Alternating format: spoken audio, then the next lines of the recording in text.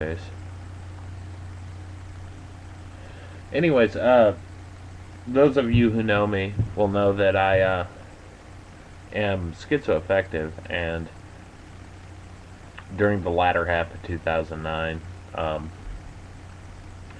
was between about August and December. I was pretty sketchy and made a lot of inane statements and whatnot. I apologize for those comments. Basically, what I'm trying to relate right now is I kind of feel for Christians because, okay, my delusions are personally, like, I think the CIA and the FBI are watching me. So it's kind of the same thing as having a God watch you, you know, to be Christian or Muslim and have a God judge you and watch you constantly and judge you for your sins or whatever. Although I wasn't particularly scared. Well, I'm kind of scared, but not really, you know. So anyways, that was one of the things that didn't get included in last night's video, so I thought I'd mention it. And now it's just story time. I've got my buddy Zach here, my roommate. He's, he wants to tell some Air Force stories. These are old stories. We were both in the Air Force from 1997 to 2001, about December 1997 till I was in till about December 2001. And I got out on a medical discharge because of my schizoaffective shit.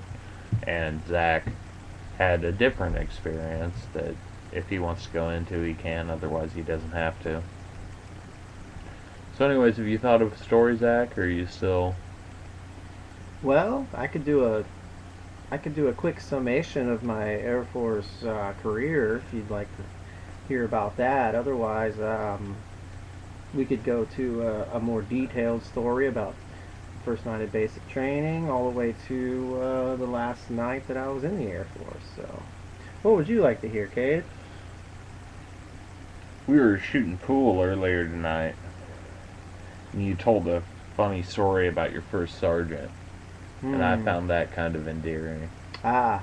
Well, let me think how to phrase this one. Basically, I was stationed in England at a top secret Air Force base, and had a pretty high profile sort of job.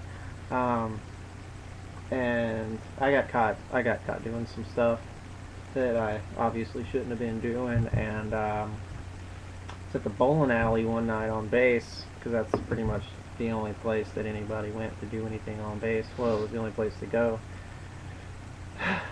And he was there with his cohorts and his wife, and The first sergeant was. the first sergeant. And basically, he he saw me and he came up to me and he was like, "Tough luck on that charge that you're being brought up against. Sometimes it's better to be lucky than it is to be good."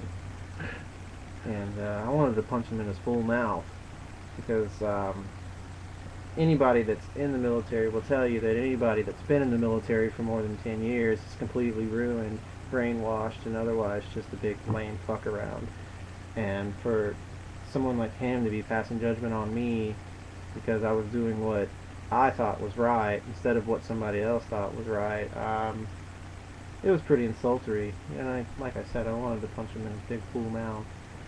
Um, all I can hope, though, is that I get the last laugh because, you know, he's going to spend his whole career being a douchebag, and at least I'm still free. So, Well, good for you, man.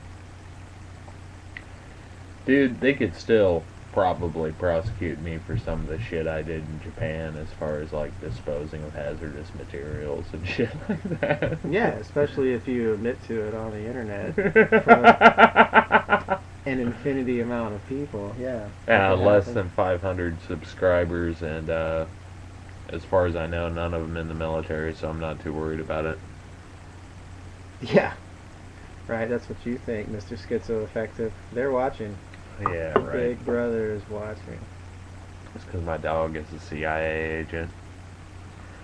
So anyway, I'm sure you're all dying to wonder what charges I was brought up against, and it was the United States versus myself, and it was basically it had to do with the psychedelics, bringing hash across international waters onto Air Force bases, using the hash, among other things. But when you're at that close a proximity to mainland Europe, and you can take a boat to Amsterdam in a little less than 3 hours, you know, it's almost just it's just too good to pass up.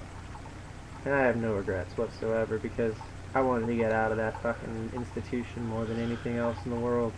Remember, this was before they repealed Don't Ask, Don't Tell, so if Zach really wanted out, he could have just said, I'm gay, but instead he took the hard route out. So, was it Abbott that said he was gay to get out of the military? I believe it was, yes. Yeah. Mm. He was straight, by the way. This friend of ours, Abbott, he just said, He used to eat 4 ramen packs at once. That was his meal, his main staple. He had a big, huge, quart-sized bowl, and he would just go to town on that. He'd lick it, lap it up. But he always had, his parents. He'd show like his home photos, and they lived in a, in a fairly nice double wide trailer. Didn't he go back to Omaha and get on crack? Was it Nebraska? Is that where he was? Didn't he say he was on crack in Omaha? I don't think Abbott would smoke crack. But he did spend the night in Central Park in New York City. Because our fool friend Collier took him up there, and then they had no money and no place to stay. They just took the bus up there, so they spent the night on a park bench in Central Park, and I think that's pretty remarkable. Spent time in New York City. I had a girlfriend that lived in Brooklyn Heights. That was the one time I visited New York, and it wasn't bad. Wasn't bad at all.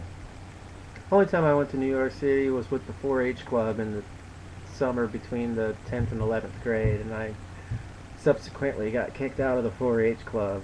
For what? Hash? Smoking cigarettes in the hotel room and making out with my girlfriend on the bus under a blanket on the way home. How'd they know you were making out? Well, there was some heavy petting going on, to be sure. And we weren't really trying to keep it much of a secret. But that's what you do when you're young and stupid, right? Young, dumb, and in love. So, now we're old and jaded and cynical. Speak for yourself. I always have hope for a better tomorrow. Yeah, I'm looking forward to a wonderful 2011. I'm looking forward to watching this video. Let's stop it and see. Okay.